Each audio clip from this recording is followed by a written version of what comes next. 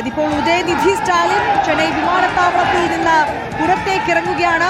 വലിയ മുദ്രാവാക്യങ്ങളോടുകൂടി DMK പ്രവർത്തകർ വലിയ വരവേൽപ്പ് നൽകുന്നു. പൂക്കളെറിഞ്ഞുകൊണ്ട് വളരെ ഊഷ്മളമായ സ്വീകരണമാണ് ഉദയനിധി സ്റ്റാലിൻ ഇപ്പോൾ DMK പ്രവർത്തകർ ചെന്നൈ വിമാനത്താവളത്തിലും നൽകിക്കൊണ്ടിരിക്കുന്നത്. അദ്ദേഹം മാധ്യമങ്ങളോട് പ്രതികരിക്കുമോ ഈ ഘട്ടത്തിൽ എന്നുള്ളത് നമ്മൾ ആകാംക്ഷയോടെ ഉറ്റുനോക്കുകയാണ്. ചോദ്യം ചെയ്യലിന് മുൻപ് അദ്ദേഹം ചോദ്യം ചെയ്യലിന് ശേഷം സ്റ്റേഷനിൽ നിന്ന് പുറത്തിറങ്ങിയതിനു ശേഷം ഉദയനിധി മാധ്യമങ്ങളോട് പ്രതികരിച്ചിരുന്നു. ഇപ്പോൾ പ്രതികരിക്കുമോ എന്ന് നോക്കാം.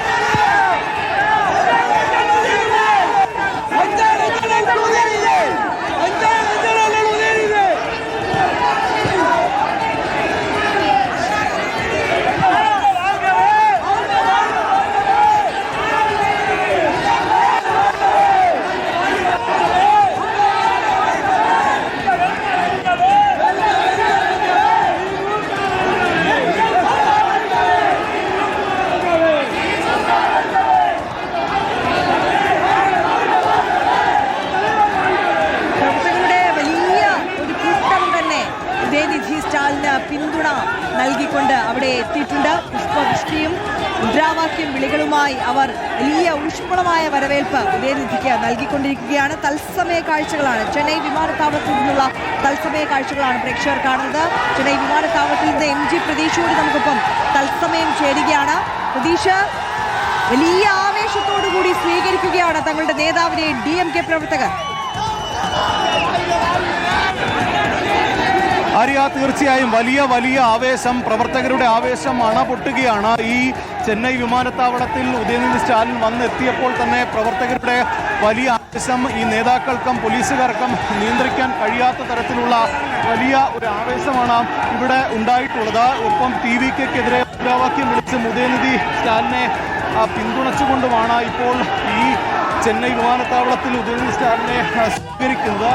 ഈ നേരത്തെ തഞ്ചാവൂരിൽ ഉദയനിധി സ്റ്റാലിൻ മാധ്യമങ്ങളോട് പ്രതികരിച്ചിരുന്നു. പക്ഷേ ഇത്തവണ പ്രതികരിക്കാൻ നിലവിൽ തയ്യാറായിട്ടില്ല. ഒരു പ്രവർത്തകരുടെ ഒരു കൂട്ടം ഇവിടെ ഉണ്ട്.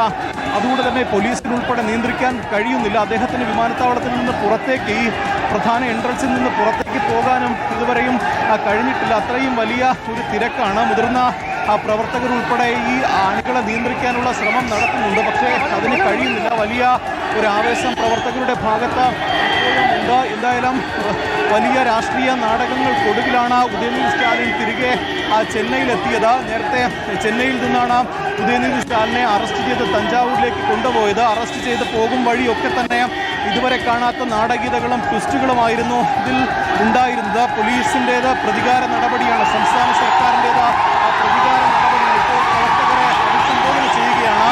പ്രവർത്തകരെ വാഹനത്തിന് മുകളിൽ കയറി അഭിവാദ്യം അർപ്പിക്കുന്ന കാഴ്ചയാണ് നമ്മളിപ്പോൾ കാണാൻ കഴിയുന്നത്. വലിയ ആവേശം പ്രവർത്തകരുടെ ഭാഗത്തു നിന്ന് ഉണ്ട്. നേരത്തെ തഞ്ചാവൂരിൽ നമ്മൾ കണ്ടതാണ്. അതിന് പിന്നാലെയാണ് ഇപ്പോൾ ഈ ചെന്നൈ വിമാനത്താവളത്തിൽ വന്നിറങ്ങുമ്പോഴും ഒരു ആവേശം ഒട്ടും കുറയുന്നില്ല, ഒട്ടും ചോരുന്നില്ല എന്നതാണ് നമുക്ക് മനസ്സിലാക്കാൻ കഴിയുന്ന ഒരു കാര്യം. ചെന്നൈ വിമാനത്താവളത്തിൽ മണിക്കൂറുകളായി ഉദയനിധി സ്റ്റാലിനെ അണികൾ കാത്തിരിക്കുന്നുണ്ടായിരുന്നു. ഇപ്പോൾ കാത്തിരിപ്പിന് വിരാമം ഇട്ടുകൊണ്ടാണ് ഈ വിമാനത്താവളത്തിൽ ഇപ്പോൾ ഉദയനിധി സ്റ്റാലിൻ എത്തിയിരിക്കുന്നത്. തഞ്ചാവൂരിൽ നമ്മൾ എന്താണോ കണ്ടത് അതിൻ്റെ എത്രയോ ഇരട്ടിയാണ് ചെന്നൈ വിമാനത്താവളത്തിലും കണ്ടിരിക്കുന്നത്. പ്രവർത്തകരുടെ അണചോരാത്ത ആവേശമാണ് നമ്മൾ ഓരോയിടത്തും കാണാൻ കഴിയുന്നത്. പ്രധാനമായും വലിയ വിമർശനമാണ് ഇതുമായി ബന്ധപ്പെട്ട് വിജയ് സർക്കാരിനെതിരെ ഉയർത്തുന്നത്.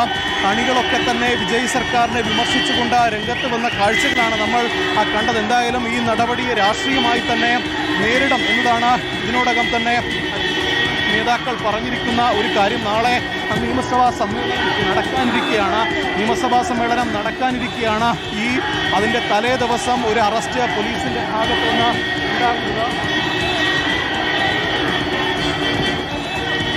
ആ അറസ്റ്റ് പ്രതികാര നടപടിയാണ് എന്നതാണ് പ്രധാനമായും ഇപ്പോൾ ഇവർ ചൂണ്ടിക്കാണിക്കുന്ന കാര്യം. എന്തായാലും ഇതുവരെ കണ്ടിട്ടില്ലാത്ത ഒരു നാടകീയത, ഈ അടുത്തൊന്നും തന്നെ തമിഴ്നാട് രാഷ്ട്രീയം കണ്ടിട്ടില്ലാത്ത നാടകീയതയാണ് നമ്മളിപ്പോൾ കാണാൻ കഴിയുന്നത്. ഏകദേശം രാവിലെ 9:30 തുടങ്ങിയ ആ നാടകീയത ഇപ്പോഴും തുടരുന്നു എന്നതാണ് ഏറ്റവും പ്രധാനപ്പെട്ട കാര്യം. രാവിലെ 9:30 കൂടിയാണ് ഈ നീലങ്കരയിലുള്ള ഉദയനിധി സ്റ്റാലിൻ്റെ ഔദ്യോഗിക വസതിയിലെത്തി തഞ്ചാവൂർ പോലീസ് ഉദയനിധി സ്റ്റാലിൻ